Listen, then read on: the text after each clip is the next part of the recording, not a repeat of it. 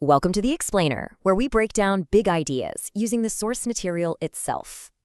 Today, we're digging into transformational leadership, but we're going to look at it from two really different angles.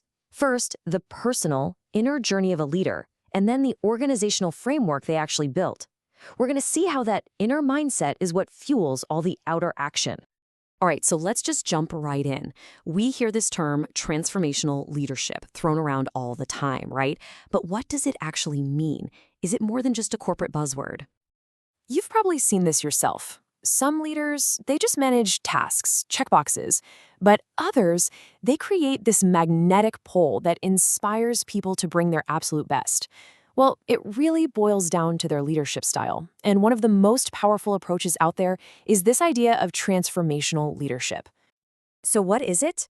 Well, researchers basically define it as a style that motivates and, well, elevates everyone involved. It's not just about the followers. The leader gets transformed too. It's all about creating this big shared vision and then helping every single person see how they fit into that picture. And this, right here, is the million-dollar question. Is this kind of leadership something you are deep down inside, a core part of who you are? Or is it something you do, a checklist of behaviors that anyone can learn? That's what we're going to unpack. Okay, so let's start from the inside out, with the heart of it all. According to leadership expert Hugh Blaine, real transformation isn't a strategy you just pick up from a book. No, it's something that grows out of your own personal story. And for Blaine, it all goes back to this one incredibly powerful memory from when he was 6 years old. Think about that. He argues that it's these profound moments, these personal experiences, that really forge a leader's core beliefs and shape how they see the world for the rest of their lives. And this leads him to a really crucial point. Your mindset, what you truly believe on the inside, your purpose, your attitude. That is so much more important for success than any technical skill you could ever learn. Think of it this way. Your mindset is the engine, and all those skills, they're just the car. He uses this fantastic metaphor to explain it. Picture this. You're in a super high-performance car. The sun is shining. You're flying. But the second you drive into a thick bank of fog, what happens? You immediately hit the brakes, right? You grip the wheel. You go into survival mode. That fog, he says, is what a lack of purpose feels like. It can paralyze even the most talented people. And ultimately, all of this inner work, this focus on purpose, it isn't just for the leader's own benefit. The goal is what Blaine calls flourishing. It's the state of thriving. And when a leader is genuinely flourishing, that positive energy just radiates outward, creating a place where employees and even customers can flourish too. Okay, so that's the internal journey. That's the heart. But how does all that inner mindset stuff actually translate into action, in the real world? Well, lucky for us, researchers have a pretty clear blueprint for that. Let's call it the head of transformation. First up, we've got Idealized Influence. This one's pretty simple, really. It's about walking the talk. It's being the kind of leader that people genuinely look up to and respect. They follow you because of who you are, not just because you have a fancy title. Next, there's Inspirational Motivation. This is the storytelling piece. It's about painting a picture of the future that's so vivid and exciting that everybody wants to be a part of it. It's about connecting the day-to-day work to a much bigger, much more meaningful mission. Then we have Intellectual Stimulation. This is all about creating a space where it's safe to ask why and challenge the way things have always been done.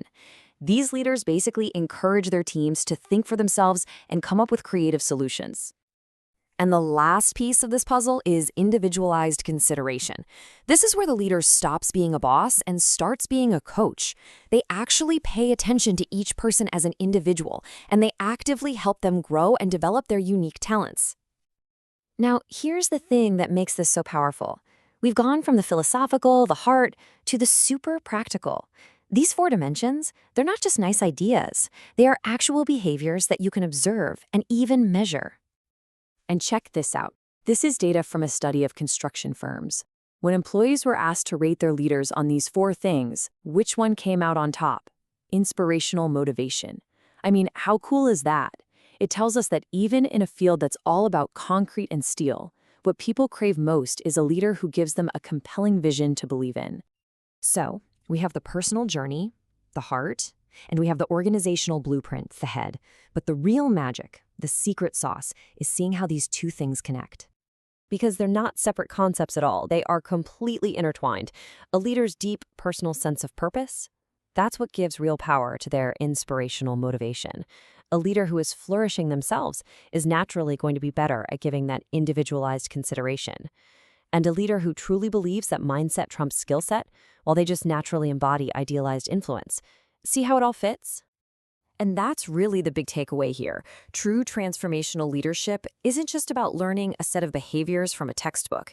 It happens when a leader's inner purpose, their heart, is perfectly aligned with their outer actions, their head. That alignment, that's what creates authenticity. That's what creates real, lasting impact. Okay, so this is all great in theory, but how can you actually apply these ideas to your own leadership style? Let's break it down into a simple, practical framework. Here's a way to think about it for yourself in 3 steps. First, you've got to start with the heart. Clarify your why. Seriously, what is that one big idea that truly drives you? Second, build the head. Think about how you can consciously practice those 4 dimensions we talked about. And finally, the most important part, connect the two. Make sure your daily actions are a genuine reflection of that core purpose. And so, I'll leave you with this final thought. This whole idea isn't just a theory to learn, it's really a question to live. How are you going to integrate your head and your heart to become more than just a manager, but a truly transformational leader? What is your transformation going to look like?